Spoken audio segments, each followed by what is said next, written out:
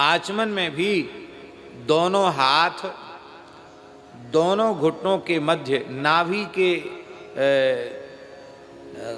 जैसे नाभि है ना मध्य में, तो नाभि के अग्रभाग में ही इस प्रकार से हाथ होना चाहिए आचमन में। ऐसे नहीं कि ऐसे आचमन कर लिया या ऐसे ऐसे नहीं, मध्य में। आचमनी से आचमन नहीं करना चाहिए। लोग करेंगे,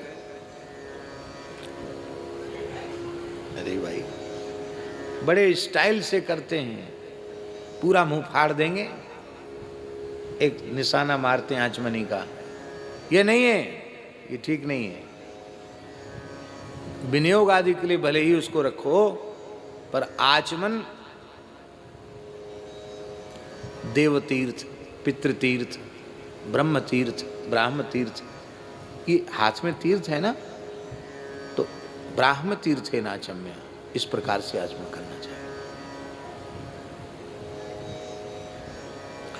आचमन में शब्द नहीं होना चाहिए, फुर्र फुर्र की आवाज नहीं होनी चाहिए, ऐसे नहीं होना चाहिए कि पता चले कि आचमन कर रहे हैं। अंगुष्ठ मूल से प्रोक्षण करके फिर हाथ धोना चाहिए, पर्याप्त जल रखना चाहिए। बहुत से लोग संध्योपासन उसी से आचमन कर लेंगे, उसी से जल बचे हुए से सूर्यार्घ, नहीं, बिल्कुल नहीं। पृथक सूर्यार्घ का पात्र अलग होना चाहिए, अर्घ पात्र अलग होना चाहिए, अर्घ का जल अलग छोड़ना चाहिए। एक गिलसिया रख लेंगे, उसी को कहेंगे पंच पात्र। भले आदमी, पंच शब्द के अर्थ का तो विचार करो, 5 संख्या होगी तब ना पंच पात्र होंगे। खाली गिलसिया होने से पंच पात्र कैसे हो जाएगा? ठीक से आचमन करने की विधि, शास्त्रीय विधि, उसको कहते पीत्वापः। शास्त्र विधि से आचमन किया और परिमृज्य च, परिमार्जन किया अंगुष्ठ मूल से, फिर हाथ धोया, फिर प्राणायाम किया। और इसके बाद प्राणायाम करने के बाद महर्षि ने आह्वान किया। महर्षि के यहाँ सुदीर्घ काल से अष्ट सिद्धि नवनिधि ये उनके आसपास ही रहती थी, पास में पड़ी रहती थी। अष्ट सिद्धि नवनिधि,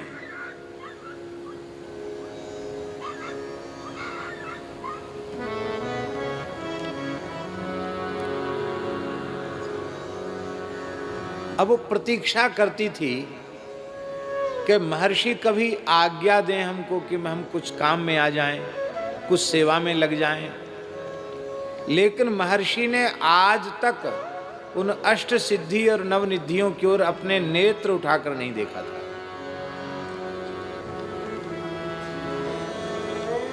क्यों? क्योंकि परमार्थ के पथ में सिद्धियां, रिद्धि सिद्धि ये उपयोगी नहीं है, ये बहुत भारी विघ्न है।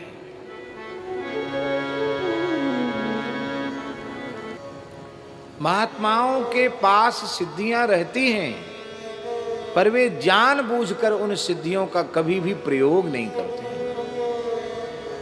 क्योंकि सिद्धियां परमार्थ के पथ से साधक को भटका देती हैं। हमारे गुरुदेव पहाड़ी बाबा महाराज विलक्षण महापुरुष थे, उनका हम स्मरण करते हैं प्रसंग प्रसंग में। भक्तमाली जी महाराज साधुता की चरम सीमा, तो एक फक्कड़पने की सिद्धावस्था की चरम सीमा, तो वो भी ठोक बजाते खूब थे। एक बार हमसे बोले, हे देख पंचांग देख, सूर्य ग्रहण कब है। उनको तो सब पता रहता ही था, चंडू पंचांग रखते थे। तो पंचांग देखा, वाह। बोले देखो एक बहुत बढ़िया प्रयोग तुमको बताते हैं, एकांत में बोल रहे थे, एक प्रयोग बताते हैं, सूर्य ग्रहण का प्रयोग है, कोई तामसी प्रयोग नहीं है। एकदम सात्विक प्रयोग है। उसमें मंत्र का ही जप करना है, कुछ नहीं करना है, पर एक प्रक्रिया है, उस प्रक्रिया से कुछ करना है, एक क्रिया। और फिर आप पानी बरस रहा हो और वो क्रिया करके आप बैठ जाओ और संकल्प कर लो कि 2 बीघा, 4 बीघा, 5 बीघा, 10 बीघा में पानी न बरसे, बाकी सब जगह बरसे। और 10-5 एकड़ का संकल्प कर लो तो वहां तो उतने दूर पानी नहीं बरसेगा, बाकी सब जगह बरसेगा पानी। इसी में लोग कहेंगे अरे भाई महात्मा बड़ा सिद्ध है, देखो पानी रोक दिया, खुले आकाश में बैठा है, कपड़ा तक नहीं भीजा, और भोज भंडारा हो रहा है, यज्ञ हो रहा है, पंडाल नहीं है, तो कितनी सुविधा, बड़ा चमत्कार, बहुत बढ़िया चीज है। तो हमको उन्होंने बताया, और जैसा उन्होंने बताया वैसा हमने उनकी आदेश का पालन किया। अब हमारे मन में आया कि वर्षा आएगी तब उसका प्रयोग करके देखेंगे कि पानी हमारे ऊपर गिरता है कि नहीं गिरता है। नहीं गिरेगा, और कह दिया गुरुजी ने तो नहीं गिरेगा, लेकिन प्रयोग करके तो देखना चाहिए। तो हम प्रतीक्षा में थे कि वर्षा आवेगी तब उसका प्रयोग करेंगे। तो एक दिन बैठे थे ऐसे ही सामने दूना पर, दूना उनके सामने रहता था, अग्नि, तो बैठे थे। ये जो चौपाई हमने बोली, यही चौपाई सीधे बोलना शुरू कर दिया उन्होंने। रिद्धि सिद्धि बहु प्रेरे भाई, बुद्धि लोभ दिखावे आई, होई बुद्धि जो परम सयानी। अरे बोले, साधन करने वालों के सामने सिद्धियां प्रकट होती हैं, हाथ जोड़ के खड़ी होती हैं, हमको स्वीकार कर लो, और इनकी तरफ देख लिया तो सर्वनाश हो जाएगा। बोले क्या होगा, आग रोक दिया, पानी रोक दिया, आकाश में उड़ गया, क्या हो जाएगा इससे? भगवान मिल जाएंगे, जीव का कल्याण हो जाएगा, क्या हो जाएगा? बोले सिद्धियों का प्रयोग करने वाले अंत में दुनियादारी के ऐसे चक्कर में फंसते हैं, जब तब का तो नाश हो जाता है, दंभ का प्रवेश हो जाता है, नरकों में जाते हैं। इसलिए रिद्धि सिद्धि आवे तो भी हाथ जोड़ लेना, नहीं करना रिद्धि सिद्धि। तो हमारे मन में आया कि इन्होंने ही तो अभी थोड़े दिन पहले बताया था गुरुजी ने कि ये कर लो तो पानी बंद हो जाएगा, और अब कहते हैं कि नरकों में जाते हैं, तो नरकों में जाने वाला काम हम क्यों करेंगे? हम उस समय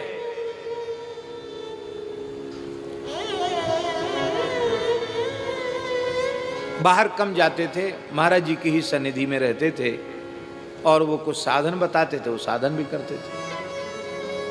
वे कहीं भेजते तो जाते, अन्यथा नहीं जाते थे। तो इस चर्चा के बाद वो मिट्टी की गोली थी, बस वही रखनी थी, वो पानी रोकने के लिए, वो प्रयोग वही था महाराज जी। तो मिट्टी की गोली हम गए जमुना जी में डाले आए। जिस दिन महाराज जी ने कहा उसी दिन वो सिद्धि का स्वरूप वही था, उसको जमुना जी में विसर्जित कराए। हमने किसी को बताया नहीं, ये लोग किसी को ऐसी चीज बताने की थोड़ी होती है। स्थान में भी किसी को नहीं बताया हम कहाँ जा रहे हैं, क्या किया हमने। और दूसरे दिन फिर धूना पर बैठे तो महाराज जी कहते वाह बहुत अच्छा किया। हमने कुछ बोला नहीं, अपने वाह बहुत अच्छा किया, ऐसे ही करना चाहिए।